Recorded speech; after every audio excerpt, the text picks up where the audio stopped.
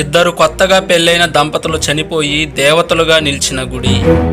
ఎన్నో వందల సంవత్సరాల క్రితం వెంగాలమ్మ, వెంగాలయ్య అనే ఇద్దరు భార్యాభర్తలు కొత్తగా పెళ్లి చేసుకుని కుటుంబ బంధు సపరివార సమేతంగా కలిసి ఎద్దుల బండిలో అప్పటి మద్రాసు మహానగరానికి ఇటు పక్కగా ఉన్న దారిలో వెళ్తూ ఉన్నప్పుడు కొత్త పెళ్లి కొడుకైన వెంగాలయ్య మూత్ర విసర్జన కోసమని ఎద్దుల బండి దిగినప్పుడు ఒక నాగసర్పము ప్రాకుతూ వెళుతూ ఉండడం చూసి దాన్ని సరదాగా వెంబడించి ఆ సర్పం ఒక పుట్టలోకి పోవడం చూసి ఆ పాము బయటికి రాకుండా ఒక రాయిని బిగుతుగా కొట్టేసి అక్కడి నుంచి మద్రాసుకి వెళ్ళిపోయాడు.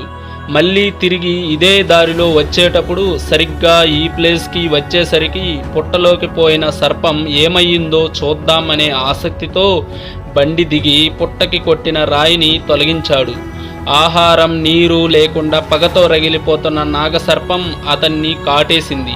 దాంతో వెంగాలయ్య అక్కడికక్కడే మరణించాడు. దాంతో అప్పటి సతీ సహగమనం అనే సాంఘిక దురాచారం ప్రకారం తన భార్య అయిన వెంగాలమ్మని కూడా తన భర్తతో కలిపి చితిపై కాల్చేశారు.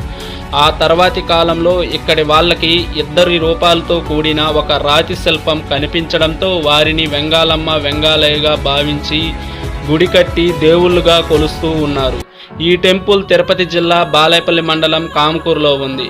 అందరూ వీడియోస్ని చూస్తున్నారు, కొంతమంది మాత్రమే లైక్ అండ్ సబ్స్క్రైబ్ చేసుకుంటున్నారు. మీ సపోర్ట్ నాకు చాలా అవసరం. మీరు ఇలాగే సపోర్ట్ చేస్తే కొత్త వీడియోలతో మీ ముందుకు వస్తాను. ఇట్లు మీ గురేష్, స్వయం విహారీ.